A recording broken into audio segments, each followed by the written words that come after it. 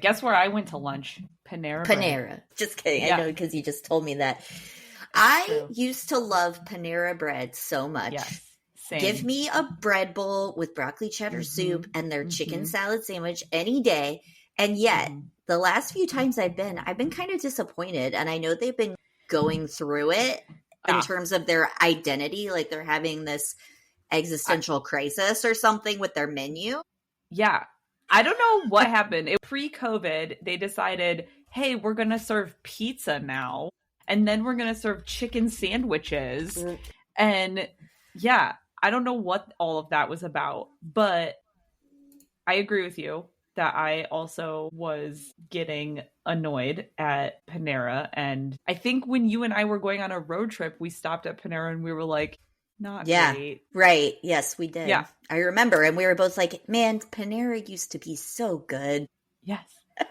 Well, I went today, and I will say that I know they recently had overhauled their menu again, and I think they overhauled it in the right direction this time. Ooh, okay. Tell me more. And they went back to sandwiches. Yes. Okay. So, number one, so they have these new sandwiches that are toasted sandwiches, but I didn't mind it because I had a toasted caprese sandwich. Ooh, I love a caprese sandwich. And that was really good, which I was excited about because previously the only vegetarian sandwich on the menu was the Mediterranean veggie. So the fact that they added a vegetarian sandwich was very exciting to me. And it tasted really good. Because I got the pick too. And so then the other thing I got is they had this new fall harvest salad that was actually really delicious. It was lettuce and these like crispy beet strips and pumpkin seeds and a little farro and goat cheese. Oh, okay. Okay. Yeah.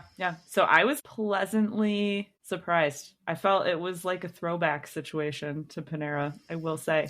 It's definitely the best Panera situation I've had in years. Okay, that's good. That's giving me hope. How was the portion size? Because I feel like that's the other thing that happened is that their portions got real small and their prices went up. Yes. Okay, I was just going to say that too, is when I was waiting for my food to come up, there was a harvest salad on the board, and I was like, oh, well, that can't be mine because it looks too big, and I didn't order a full size, but then it was mine.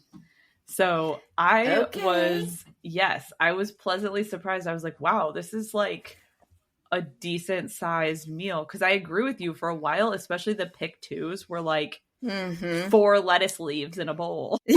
Yes, it was tiny. It was, and the price went up and the size went down.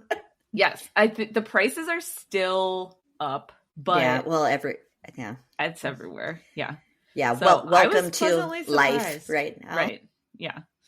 Yeah. I was pleasantly surprised. I was like, okay, Panera, you've maybe redeemed yourself. I mean, maybe it was just the location I went to. Okay. All right. But I have to say, I'm still really salty about the fact that they got rid of the chicken salad sandwich, because that was my very favorite sandwich there. And I believe they had one of the best chicken salads that I've ever had. And I don't understand why they would get rid of that. So since then, I've kind of been boycotting. Yeah. I can't get that sandwich, but fair. That's fair. That's fair. But yeah, I'm currently looking at the menu right now, and it says they have cranberry walnut chicken salad. Okay, so that's a little bit different, but I would try it. But maybe they're going back. Maybe they're going back. Yeah. I don't know. Do you think Paneras are corporate or franchise? Do we know? Throwback to our fast food chain episode. They're kind of specific, I think. You have to... So, like, theoretically, it looks like you can be a franchise, but you can't own a single Panera. You have to own an entire market, an entire territory. Yeah. Wow. Yeah. So you have to have a lot of money to get into that then. Yeah, you have to be like a multi-unit operator. Okay. This says you have to commit to an aggressive development schedule, typically opening at least 15 new cafes within 6 years. Oh, wow. Okay. Yeah. So apparently I guess theoretically it's franchise. That's a tough one. to get into. Yeah. I would say. Yeah. A lot harder than a McDonald's. Right? or a Steak and Shake when they were offering for like $10,000. Like, here, take a Steak and Shake. Yeah. You get a Steak and Shake, and you get a Steak and Shake.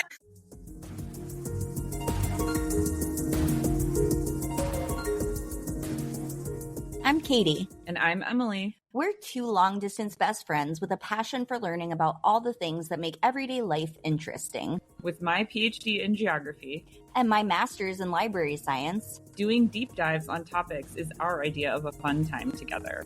We'll share our findings with you on Researching the Obvious. So today we're going to continue on our spooky journey.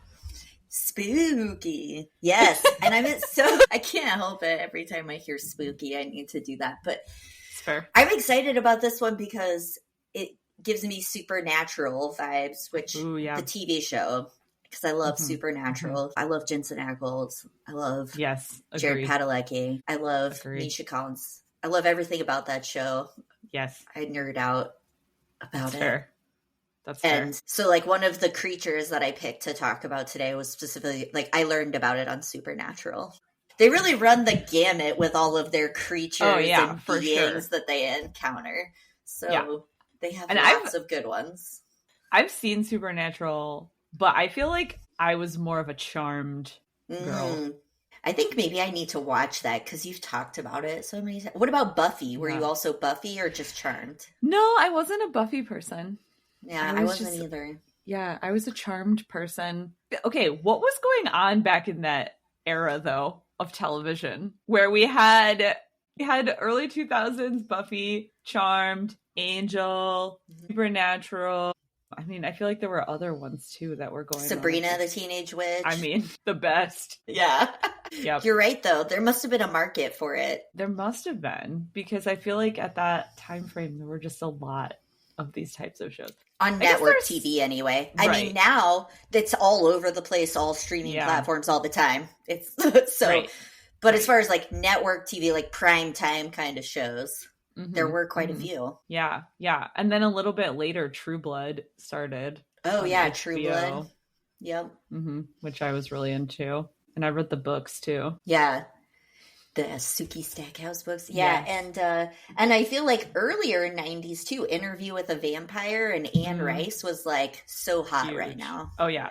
Have you seen the new Interview with a Vampire TV show? No, but I've heard of it and I really want to watch it. It's really good.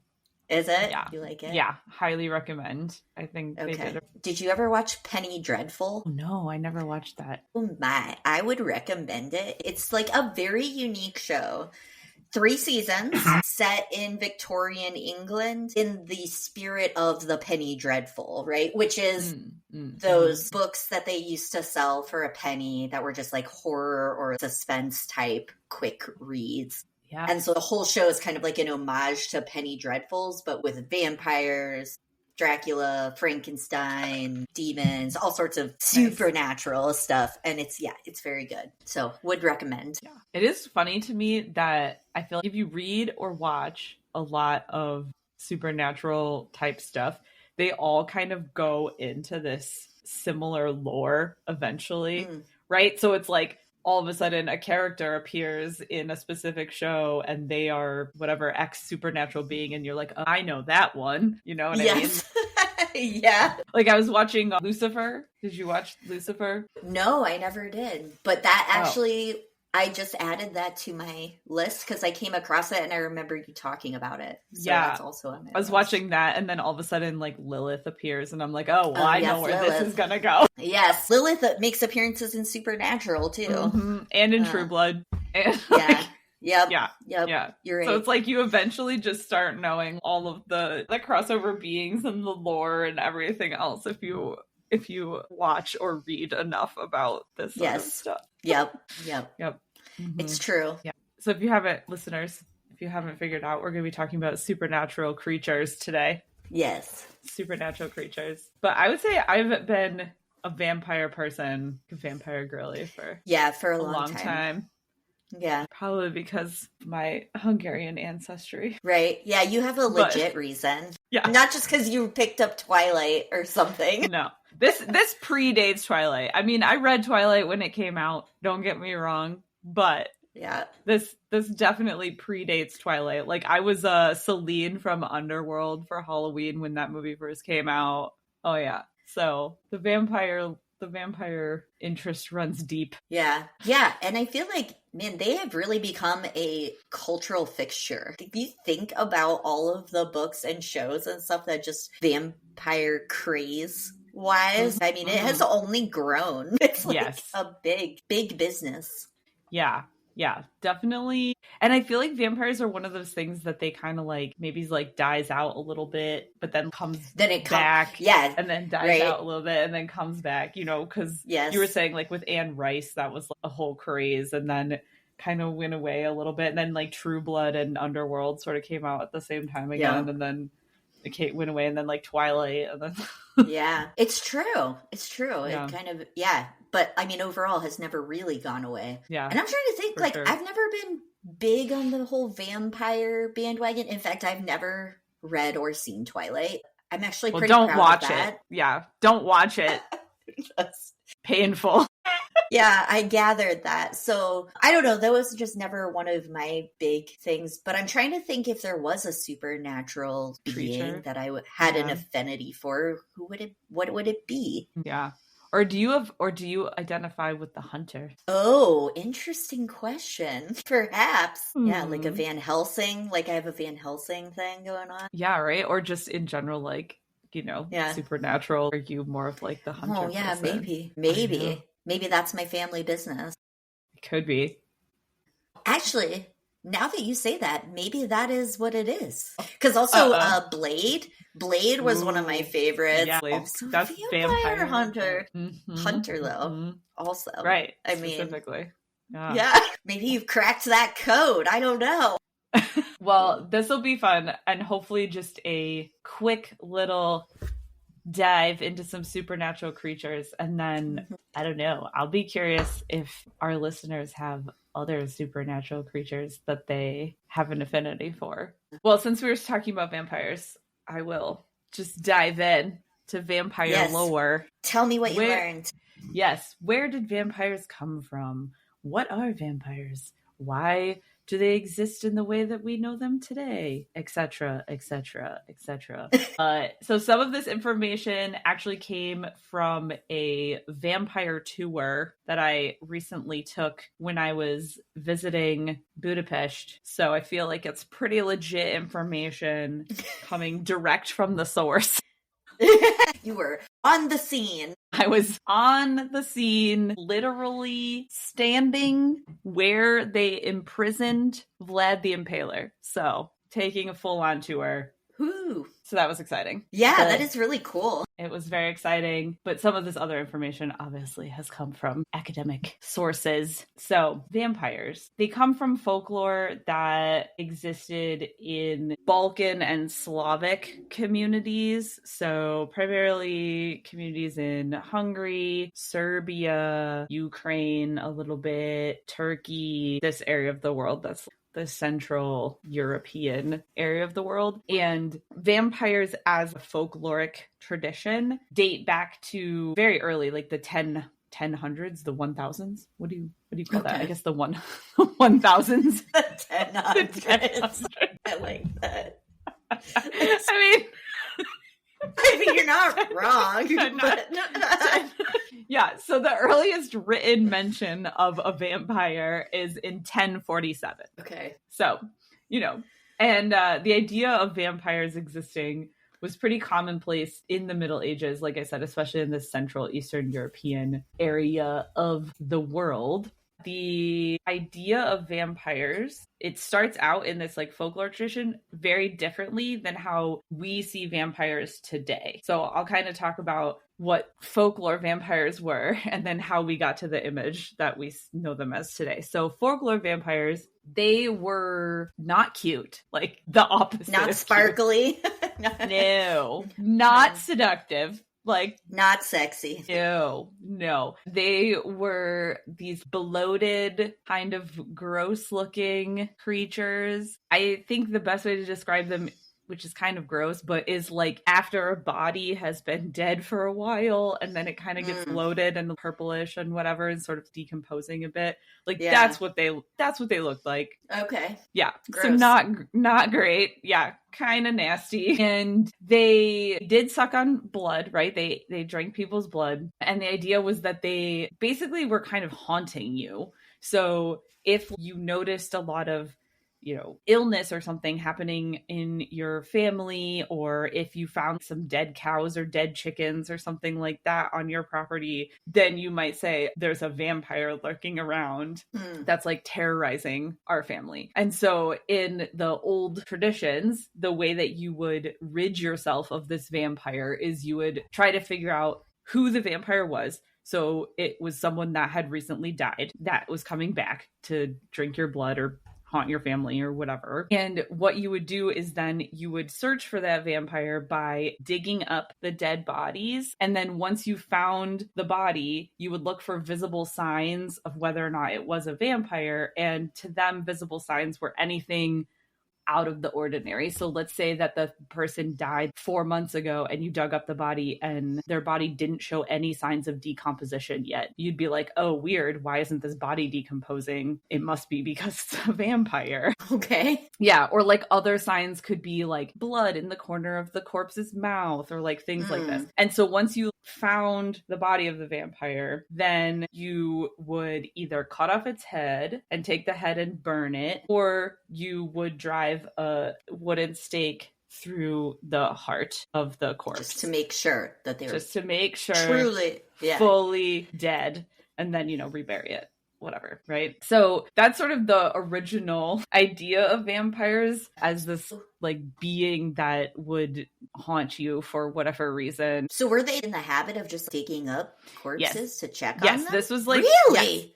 Yes, this was a very common practice. Okay. And much of what we know about this vampire lore was transmitted by this guy, Dr. Johann Lückinger. But he traveled to this part of Europe in the early 1700s, and he wrote like an entire pamphlet about the practice and removal of vampires. He published that in 1732. And so he was traveling to this area of Europe and he observed this whole tradition of digging up corpses and staking them and everything else. And he wrote about it in this book. And then that went and traveled back to the rest of Europe. Basically, what happened was that, if we want to get into the history a little bit, I learned way too much about this history when I was on my trip. But Austro-Hungarian Empire, right, the Habsburg Empire, they acquired what is now Hungary and Transylvania and parts of Serbia from the Ottoman Empire in the early 1700s. And so when they acquired that part of the world, it was like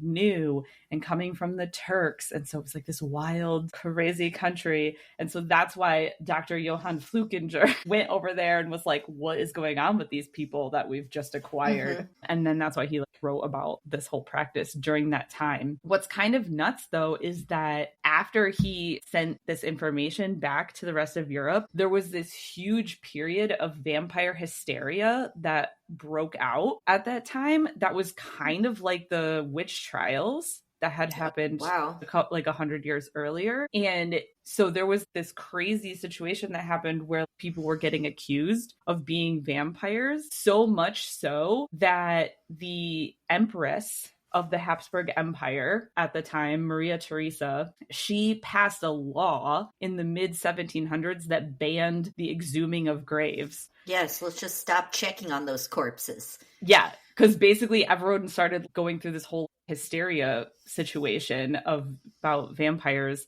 And so she was just like, no, we got to cut this out. You can no longer dig up any graves. And that's kind of what ended the hysteria. Anyway, this is how we first understood vampires to be. But then it slowly permeated out of this area of the world from, the early 1700s until later. And then it was in 1897 that Bram Stoker writes the book Dracula. And that book is really sort of what created vampires how we understand them today as these aristocratic creatures of the night, like suave, sort of like, I don't know. They have like a certain quality. Je ne sais quoi. Yeah, exactly. Yeah. Yeah, they live in castles. They're usually like wealthy, aristocratic people. And yes. Yeah, and they can turn into bats and capes. Yes, have capes. And so where that idea comes from, it is rooted in this folklore. So Bram Stoker, he was doing research on folklore of Central and Eastern Europe. And as he was doing this research, he came across a real person called Vlad the Impaler. And he did base a lot of Dracula on that actual person, as well as the folklore of this area. So I would be remiss if I didn't talk about Vlad the Impaler. His official name was Vlad Draculia, and Draculia was a title. So he lived between 1448 and 1477 in Wallachia, which is like in Hungary, Transylvania area. And at that time, Hungary was sort of the border between the Ottoman Turks and like the Christian Europe, like kind of like armies that were developed to serve as like this border patrol situation between Christianity and Islam. And one of those groups was the Order of the Dragon, Draculea. And so Vlad, who was a count, he took on this title, Vlad Draculea, because he was Vlad of the Order of the Dragon to be protecting this whole situation. But he was very bloodthirsty. And his favorite way of killing his enemies were to stake them through their head, like impale them on stakes outside of his castle. Yeah. So anyway, so when Bram Stoker is writing his book Dracula, he learns about Vlad Draculea and he uses his name, Dracula, and sort of the idea that he was aristocratic and a count and lived in a castle. He takes that and then he blends it with the folklore that was existing there of vampires and bloodsuckers and, needing to sleep in a coffin and needing to be like staked in order to be killed and like all this stuff. And he blends that together. So that's kind of where we first see the idea of modern Dracula. And then really what solidified vampires in the way that we understand them now is the movie Dracula, where a Hungarian actor, Bela Lugosi, he plays Count Dracula in that movie. And because he was actually Hungarian and had a little bit of a difficulty speaking English, the way that he talks and his accent and everything in the movie is his real cadence and all of this. So this is where we get this idea of like, I want to suck your blood. Yeah. Right? And like, that's all him being an actor from Hungary and from this area of the world where all this myth is coming from. And so it was really the way that he portrays Bram Stoker's Dracula that we get kind of this modern version of how vampires are, which I thought was kind of cool. But really, like, the original vampires of legend are more like, I don't know if you saw Nosferatu, but yeah, they're really more like the Nosferatu guy where he's just like kind of gross and creepy and bald and like, I highly recommend that film if you haven't seen it. It's like basically an homage to the original Nosferatu from 1922. But that's where we basically get Dracula, the movie, is essentially where we get the idea of modern vampires from. Fun fact, though, which I didn't even think about, some researchers were trying to understand where the myth and the folklore of vampires came from originally, and they think that it stemmed actually from encounters with rabies. Okay. Yeah. So if you look at rabies symptoms, it includes things like insomnia and aversions to light and water. And also rabies typically is transmitted through biting, a lot of times from bats. Yeah. Yep. Yeah, from bats or wolves. And also apparently in Europe, there was a very large rabies outbreak in the early 1700s, which is the same time that all of this vampire hunting trial stuff was going on. Well, you know what they should have done? They should have had a fun run for rabies.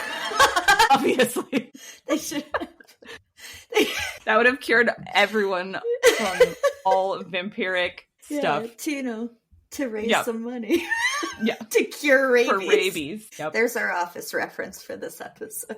Exactly. But so I thought that was interesting is that a lot of scholars, they basically say that the understanding of vampires was a way of people understanding decomposition of bodies, because when they exhumed a corpse, if it had blood in the corner of its mouth, that happens naturally when bodies decompose. But they didn't know that. So it was like their way of understanding decomposition, but then also potentially their way of understanding what rabies was doing to people. Yeah, interesting. Which is I just think it sounds like a lot of work to be digging up bodies all the time, but okay. Right? And then staking them, and then yeah. In the movie Nosferatu, they do a little bit of an homage to Johann Flukinger, because there's this guy that kind of goes to Romania and like watches this practice back in the day. Yeah. Dracula always makes me think of my Victorian literature class in college, because one of our test questions, our essay test, was to compare Mina Harker, which is the female character in Dracula, to Hermione from Harry Potter. And because they kind of have similar roles, the smart female who's kind of responsible for helping out the heroes or whatever. And she's like very bookish. And so I always remember that question. And just the general discussion around Dracula. It's a very interesting piece of literature. Yeah, it definitely reshaped the whole folklore, though, because of just the way that it made vampires into these wealthy, land-owning, aristocratic instead of just like people. Basically a walking corpse, right? Yeah, basically. That was like terrorizing you for whatever reason and making your family sick. Yeah. Very interesting. As I said, I chose at least one of my creatures based on a supernatural episode. From season 1, Sam and Dean encounter a Wendigo. Oh, and yes. And so I've heard of these before. Like I've heard them mentioned in passing, and then obviously from the show. But I was kind of curious to dig into a little bit more of like where they came from and where the mythology originates. So the Wendigo is from Algonquin folklore. So that would be Native American tribes that existed in what's now northern Minnesota, Canada, and the Great Lakes forested region. Okay. And that includes multiple tribes of Native Americans, but it's everyone who spoke Algonquin. That's where the myth exists. And basically what a Wendigo is a malevolent spirit or being that is cannibalistic and can possibly possess humans, in turn driving them to cannibalism or other acts of evil. Ew. I found this really good description of a Wendigo, so just so that we can get the full effect of what you're supposed to be imagining here for your nightmares. So I found this quote from an Ojibwe teacher and scholar from Ontario, and I just thought it was a very good description for a mental picture. So it says, the Wendigo was gaunt to the point of emaciation, its desiccated skin pulled tightly over its bones, with its bones pushing out against its skin, its complexion the ash gray of death, and its eyes pushed back deep into their sockets. Ew. The Wendigo I know, right? The Wendigo looked like a gaunt skeleton recently disinterred from the grave. What lips it had were tattered and bloody, unclean, and suffering from suppuration of the flesh. It gave off a strange and eerie odor of decay and decomposition, of death and corruption. Ew. I kind of feel like it's like the original vampire too, though. I mean, where it's similar, like right? Decaying. Yeah. Yes, decaying. Ugh. So the other thing that I was reading is that because these are evil figures that are cannibalistic and they're kind of considered insatiable, right? Like they're always looking to be consuming human flesh, or, you know, I'll talk about like metaphorically too, but that they are super thin and emaciated, but at the same time still always hungry to the point where they've eaten away their own lips. So that's why the lips are tattered and bloody and stuff. So like, they have a hunger that cannot be satisfied. Yeah. Ew. I know, right? Yeah, they're real kind of like a zombie situation. Yes, yeah, a little bit, and a little bit of like vampire vibes. Yeah, and so they've actually become this kind of symbol, or maybe even a cautionary tale in Native American culture of greed, gluttony, general excess. Any kind of unsatisfiable urge.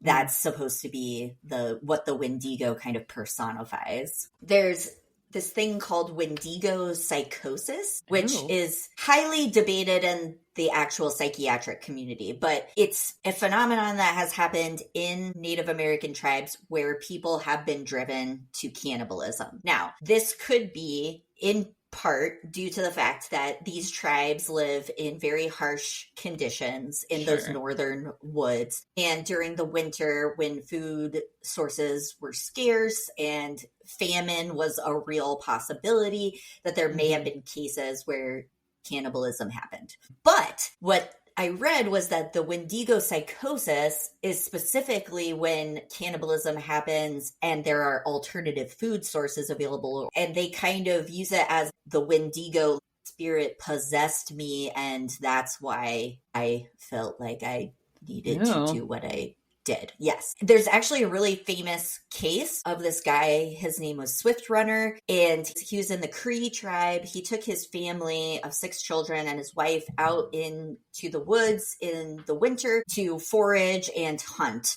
for food sources, which was not uncommon for them, like during this time, right? That's a lot of families would do that, go out into the wilderness and basically are trying to secure more food for the winter. But instead, he ended up, his oldest son died, and he ate him, and then he ended up killing his wife and his other children, and also consumed that. And he confessed to all of this, supposedly.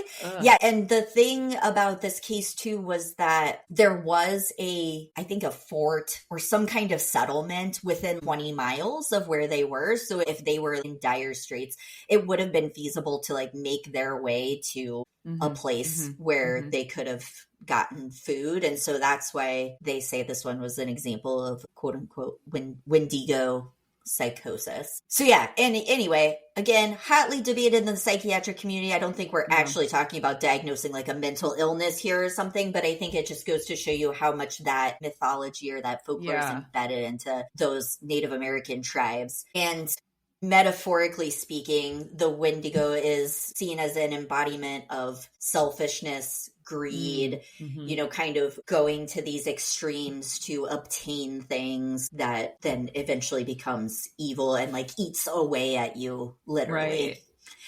Really, really nightmarish looking too. Yeah. I think it's interesting how today scholars are using modern like medicine and science to go back to some of these like folklore traditions to look at why they may have developed from like a medical standpoint, which I think is kind of fascinating.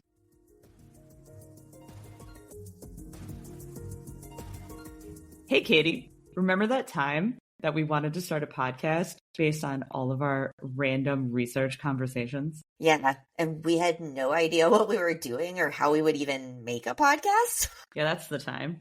It was a really good thing we found Podbean, because that made it super easy to upload all of our episodes to multiple streaming platforms. Podbean is a really simple platform for hosting and publishing your podcast. So, if you and your best friend are having random conversations that you think should be a podcast, check out Podbean. And if you do, use our link to get a month free. Podbean.com/obvious. That's PODBEAN.com/obvious. And become super cool podcasters like us. World famous.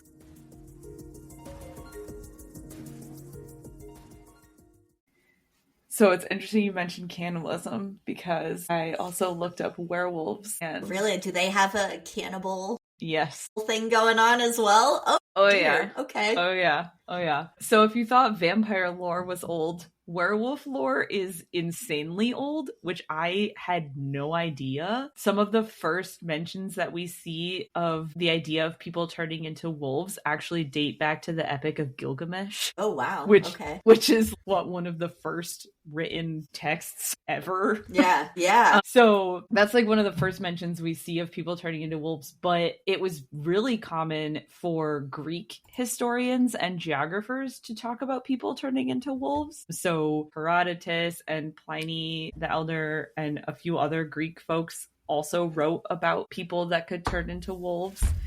And continued mentions of werewolves are found all throughout European medieval literature. So during the Middle Ages, same kind of time frame that vampires are being talked about. And especially in Germanic tribes. So tribes that would have been found in what is today present day Germany, but also in the UK and in Ireland and in Nordic Norse stuff as well. So how do people become werewolves? Throughout antiquity, there was a variety of ways that people could become werewolves. Early accounts in the Greek times, they would have said that people were either cursed by a god, and so therefore having to live in wolf form. So there's a pretty well-known story of Zeus having cursed a certain person, and he had to then live his life as a wolf. Sometimes in early Christian accounts, you see saints cursing people, and then they have to live their lives as wolves. So apparently saints had the same capabilities as Zeus to turn people into wolves. Okay. But also people believed that some people who were excommunicated from the church would have to live as werewolves, which I don't know. It's just fascinating to me that people are living as wolves if they're rejecting Christianity, I guess. Some other ways people could become a werewolf were usually associated with witchcraft. So they could drink a potion that would make them a werewolf, or they could take off all their clothes and then don like a belt or a scarf or another object that was made of wolf skin, like wolf pelt situation, and that would turn them into a werewolf. So basically, you were either cursed by a god or a saint to be a wolf, or you were doing witchcraft or putting on like a wolf skin, and that would turn you into a wolf. Oh my God, I can't wait to tell you about my next thing. So excited. Anyway, go ahead. Yeah, go ahead. So there were some groups of people who claimed that they would become wolves on purpose for the purpose of fighting warrior type situations. So especially like the Turks or the Vikings, they would don wolf pelts to turn themselves into wolves for fighting purposes. And in some of these really old accounts, it says that they actually turned into wolves. But, you know, did they actually turn into a wolf, or was it sort of a metaphorical transition for fighting purposes? We'll never know. We'll never know. We'll never know. Right. But then some people, particularly within the folklore that is found in the Bavaria region, they would become wolves in order to terrorize people and satisfy their taste for flesh. Okay. Yeah. There it is. Yes. So starting in the 15th century, there were a series of werewolf trials, again, similar to witch trials that happened in Europe, especially, like I said, in that area of Bavaria, probably because that area of Europe was the most heavily forested area for a very long time. And that's where you were more likely to encounter wolves, period. Right. But they held werewolf trials starting in the 15th century. And these werewolf trials in Bavaria actually continued as late as the early 1800s. So until the early 1800s, you could still be accused of being a werewolf in Bavaria. Okay. Yes. How did they execute them? Yes. And sometimes very gruesomely. Okay. One of the most famous werewolf trials was of this guy called Peter Stump, which some listeners may have heard of Peter Stump because he's sort of entered the lexicon of folklore in a lot of ways. He is featured in some metal bands' songs and stuff like this, because the trial of Peter Stump became very well known. That happened in 1589. And it was essentially like what you were talking about with the Swift Runner, like Wendigo trial. Like he cannibalized quite a few people in his town and his family members. Oh my gosh. and fully admitted to it. Yeah. Like, it's so bizarre. Yeah, like fully admitted to it. The guy that I was talking about too just like came back and confessed and was like, yeah, that's what I did. Yeah. And so the way that they executed him was really gruesome. They tied him to a wheel and like tore his body apart and then cut off his head and then put his head on a pike in front of the whole town for people to like be warned against being a werewolf, I guess. Yeah, who's the real monster now? Damn. Yeah, so that was pretty rough. But prior to the 1800s, people did also think that you could potentially cure being a werewolf. So sometimes you were put on a trial if you did really heinous things, but sometimes you could just be cured. And so the way that you would cure werewolves in medieval Europe, well, the Greeks thought you could cure werewolves by exerting a lot of physical activity. So they'd make them like run around like a crazy person and like wear them out. And that apparently cured you from being a werewolf. Okay. Got your energy out or something. And then in medieval Europe, you could do an exorcism. You could convert them to Christianity because, you know, if they'd been excommunicated or whatever, I guess just convert them back and it's fine. Yeah. And then you could also use wolfsbane, like the plant, to make like a little potion or whatever out with the wolfsbane plant. And that would cure people from being a werewolf. Familiar with that one. Yes. So werewolf lore is just basically very old. Kind of like vampires, though, the modern depiction of werewolves comes from theater, essentially. It comes from the movies. So the first depiction of a werewolf in a movie was The Wolfman, and The Wolfman was in 1941. And so that was the first kind of depiction. And then in the 1943 movie Frankenstein Meets the Wolfman, that was the first movie that showed the full moon causing a transformation. Because prior to this, people could just turn into a werewolf whenever they wanted to eat a person or fight a person, I guess. Right.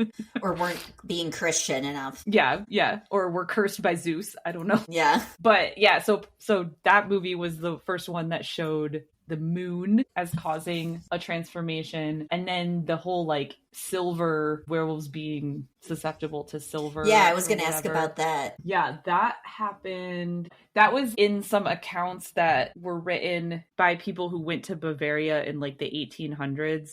They said a town like saved themselves from this werewolf by shooting him with a silver bullet. But if you read the actual account, it sounds more like the town didn't have bullets, and so they melted their silver to make a bullet, because it was like, oh, the town was saved because someone thought to melt all of their silver and turn it into a bullet and then shoot it. So I'm like, did they just not have bullets and silver was what they had on hand and that's how they created a bullet? Or was it because it was silver? You know what I mean? Yeah. But so that's like a more recent lexicon as well. What is kind of different about werewolves is that they are pretty much always portrayed as a working class monster. As opposed to the aristocratic cape-wearing vampires. Correct, right? They're usually portrayed as more working class and like lower socioeconomic status. A little rough around the edges. Kind of, right? Like wolfy and, you know, that kind of thing.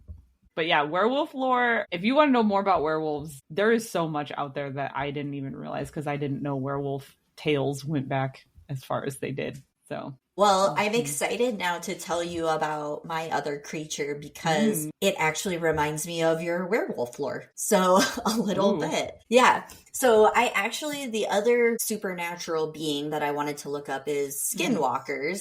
Which turns out is also a Native American myth. I didn't even do that on purpose. These were just the two that I was interested in, but then I realized that they're both Native American. But this would be the Navajo, so southwestern United States Native tribes. So a skinwalker in Navajo folklore is basically a witch that uses their powers for evil and can possess or turn themselves into an animal. So kind of a shape-shifting situation. The kind of the antithesis of the medicine person in their culture, which would be someone who has gone through this long tradition of learning and wielding knowledge to heal people and perform like spiritual ceremonies and things like that. So a skinwalker would be one of these people who acquired this power and then decided to use it for malevolent purposes or evil purposes. So kind of, I don't know, it was kind of giving me like witch doctor vibes. Yeah, that's what like, I was just going to say, like about a witch doctor or like a trickster kind of situation. Yeah, exactly. They did mention tricksters as well, that sometimes these skinwalkers would turn into an animal like a coyote, which is considered a trickster. animal in their culture. But before we get to that, how do you become a skinwalker? What is the origin story? Mm-hmm. So, to become a skinwalker, someone must be initiated by committing a deeply malevolent act. Specifically, they mention killing a close family member, but really murder or anything that could be considered truly evil and, for that matter, antisocial too. So going against the community values. And that's something that's mentioned as well, is that skinwalkers are representative of kind of the antithesis of the values of the Navajo culture. So a skinwalker is basically someone who goes against all of that in order to gain this witchcraft power. Skinwalkers are often depicted as coyotes, wolves, foxes. So when you mention the trickster animals, those would be them. And the name Skinwalker comes from the practice of wearing the skins of the animals into which they transform. So for that reason, I read Navajos actually consider it a big taboo to wear the pelt of any predatory animal, and really pelts in general. Though I did read that they might use sheepskin or buckskin if they were going to wear something. But other than that, you should not be wearing like a wolf skin or anything along those lines. And that is definitely the mark of a skinwalker. And so what it comes down to is a skinwalker is really just an evil human / witch. And they've leveraged these animal skins through their sorcery or witchcraft to then be able to shapeshift into that animal. So that's like their main ability, is to become that animal. So anyway, when you mentioned wearing the pelts of wolves and stuff, so this is another theme that comes with the skinwalkers. And like I said, in turn, making it in Navajo culture something that you do not do. You're not supposed to do. Yeah, interesting. I read as far as what skinwalkers look like, they're basically humans who have been corrupted or turned into this evil doer, but they can turn into animals, obviously. And then they also said that they can be identified because when they're in animal form, their eyes look very human, but when they're in human form, their eyes look like animal eyes. So that's kind of one of the ways that you would identify them, I guess. And skinwalkers, in the lore, they have the ability to potentially control other people's minds, manipulate actions. They could cause disease, death, other forms of destruction. So natural occurrences that would be like disastrous or things like that might be blamed on a skinwalker. And I also read that the actual skinwalker myth in Navajo culture, there's not a ton known about it because they don't talk about it to people outside of the tribe. So I will say that I was able to gather some information. I don't know the extent, though. Like that might just be scratching the surface because... Or even how accurate it might be if...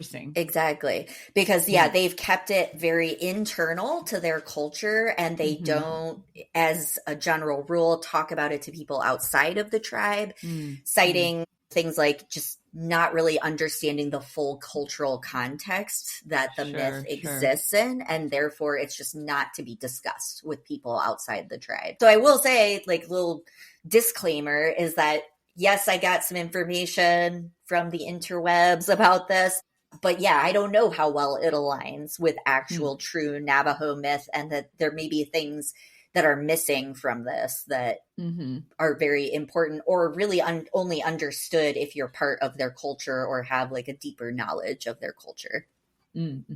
Also, just a little side note, I don't know if you've heard of a little place called Skinwalker Ranch. You heard of Skinwalker Ranch? I have. So that was the other thing I came across. Skinwalker Ranch, for those who don't know, is a property in Utah that has become a site for many phenomena, unexplained. A lot of UFO sightings, unexplained lights, crop circles, grass circles, all sorts of crazy stuff.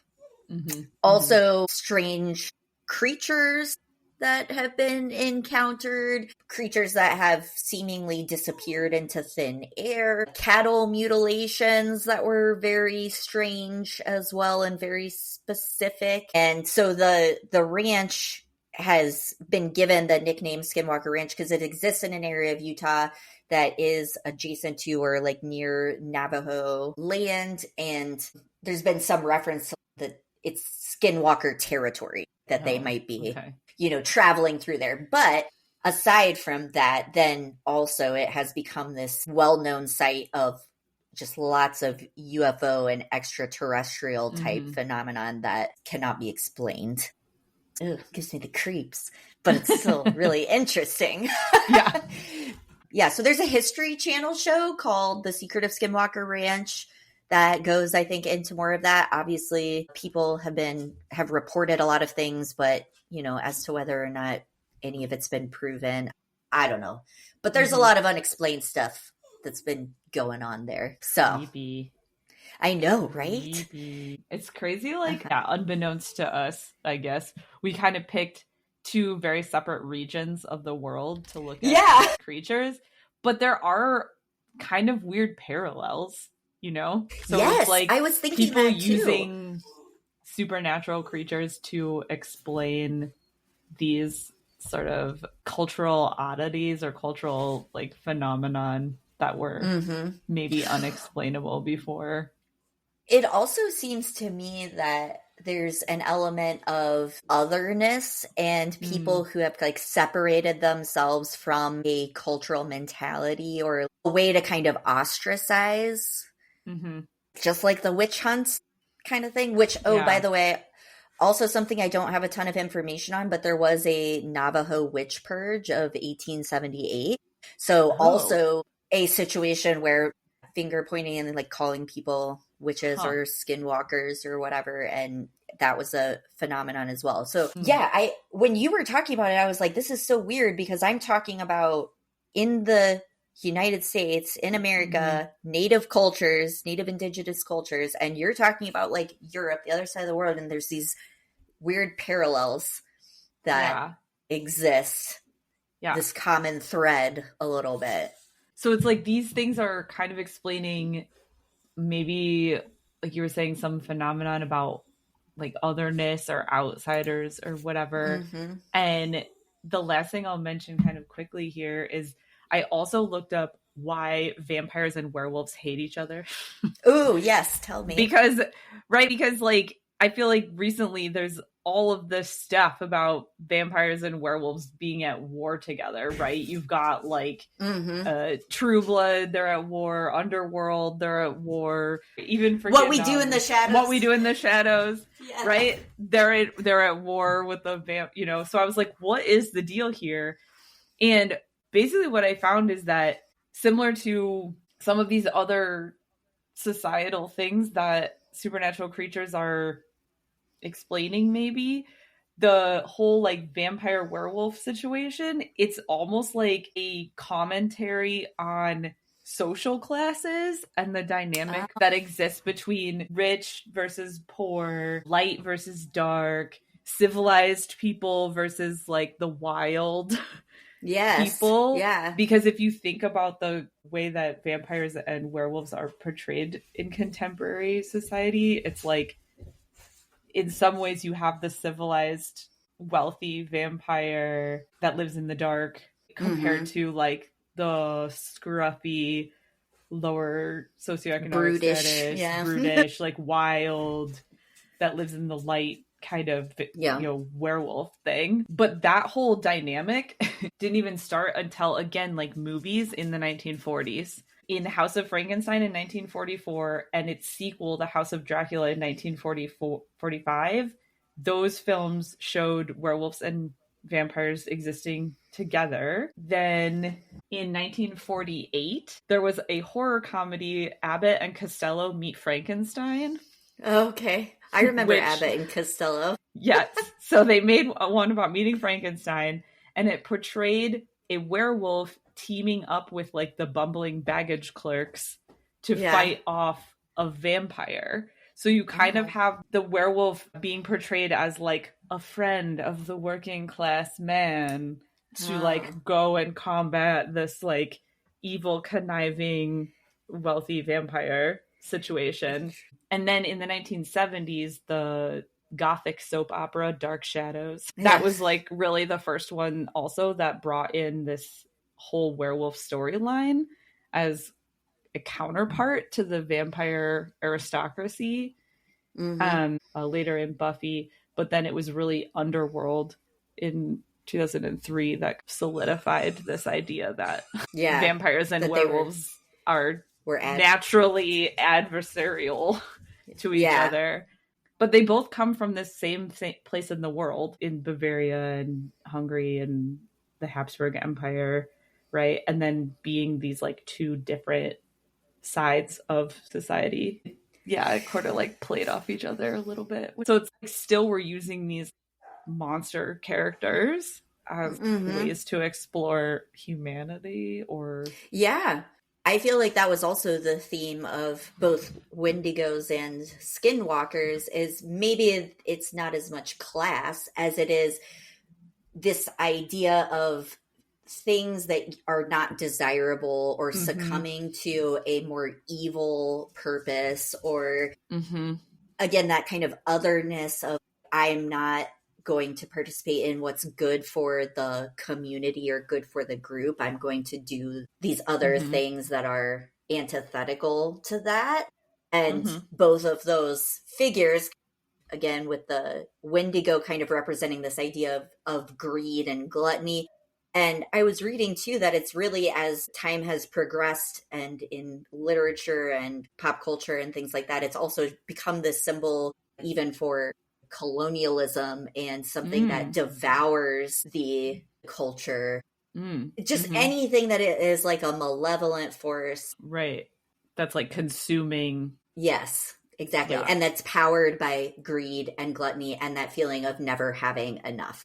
Similarly with the Skinwalkers, they talked about just that this is the representation of someone who was intended to be a good person, right? A healer, a medicine person, someone of great knowledge and respect. And they're basically the corrupted evil version of that, where they went bad. Yeah, they've chosen to use their powers for evil instead of good. And exploring that duality, right? Of, with that power comes great responsibility, or whatever you want to say, or like the ability to be corrupted and to be evil. Evil overtake the good. Yeah, I think it's hilarious that this is what we picked, and they're like weirdly similar.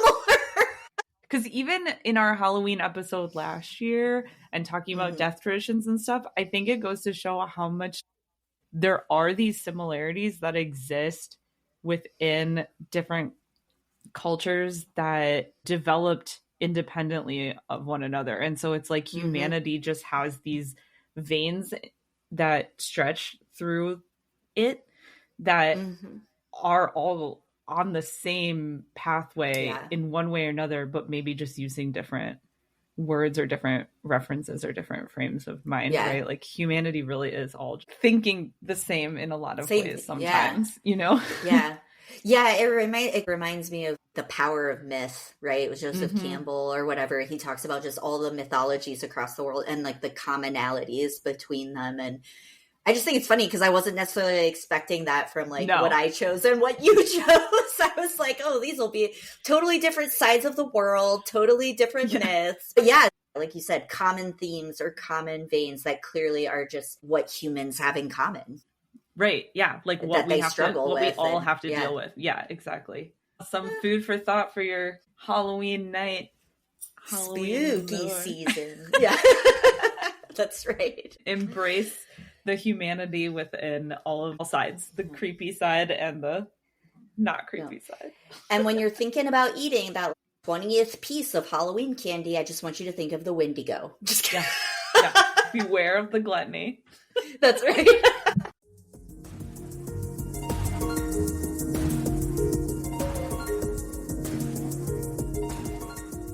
Thank you for listening to Researching the Obvious. To learn more fun facts about everything that we're researching, Follow us on Instagram at Researching the Obvious Pod, all one word. You can also follow us on Spotify, Amazon Music, or wherever you get your podcasts. If you know someone that you think would enjoy listening to all of our findings, please feel free to share or give us a review. Researching the Obvious is written, produced, edited, and hosted by Emily Fekete and Katie Nakanishi. Tune in next time to hear more obvious facts.